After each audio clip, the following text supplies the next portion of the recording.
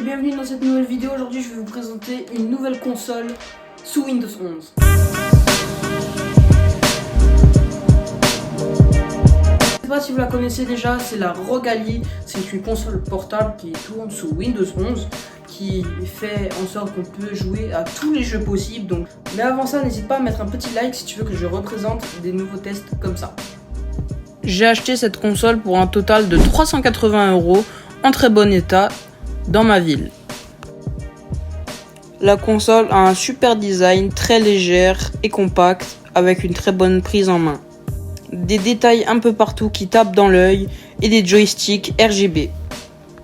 Nous avons un chargeur secteur de 65 watts qui nous permet de débloquer un mode 30 watts tout en rechargeant la console. J'ai imprimé un dock en 3D car celui qui est fourni d'origine en carton n'était pas là. J'ai aussi la garantie de la console si jamais je veux la changer si elle est cassée. Cette console m'a fait quitter mon Mac car elle est tellement portable et elle est sous Windows 11. Nous avons l'empreinte digitale pour Windows Hello pour déverrouiller sa console. On peut ouvrir le centre de commande avec le bouton à gauche pour définir les modes de puissance 10, 15, 25 watts et le mode 30 watts sur chargeur secteur. On a un écran 1080p réglable en 720p et en 900p en 120 Hz. On peut choisir de le régler en 60 Hz ou en 120 Hz dans les centres de commande. Je vous recommande d'utiliser le mode 60 Hz car il consomme moins de batterie pour l'autonomie de la console. On peut aussi choisir la couleur des joysticks. Plusieurs modes sont disponibles. On peut les désactiver dans l'armoire crête et ceux dans les paramètres. On va pouvoir tester les performances de la console dans Minecraft. N'oubliez pas de désactiver la synchronisation verticale car sinon votre console va se brider à 60 ou à 120 Hz suivant vos réglages.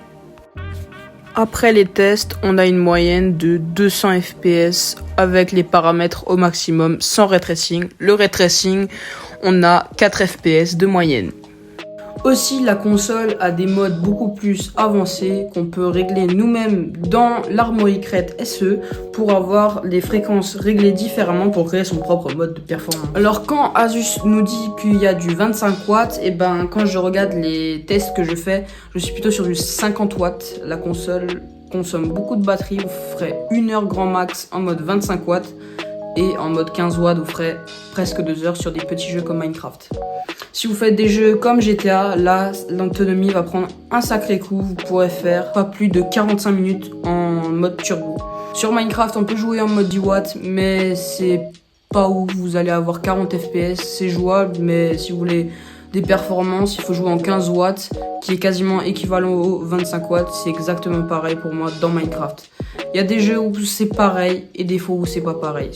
Sur BeamNG, nous avons une moyenne de 40 à 70 fps suivant les maps. Si on prend une map assez gourmande comme West Costa USA, nous sommes sur une moyenne de 50-60 fps stable et en mode 15 watts. En mode 25 watts, ce qui est le mode le plus utilisé, vous allez avoir 80 fps facilement. En mode 10 watts, vous allez avoir 28 fps, pas très jouable. C'était tout pour moi dans cette vidéo. Cette console est vraiment très polyvalente. Elle m'a fait quitter mon Mac pour avoir un truc beaucoup plus amusant.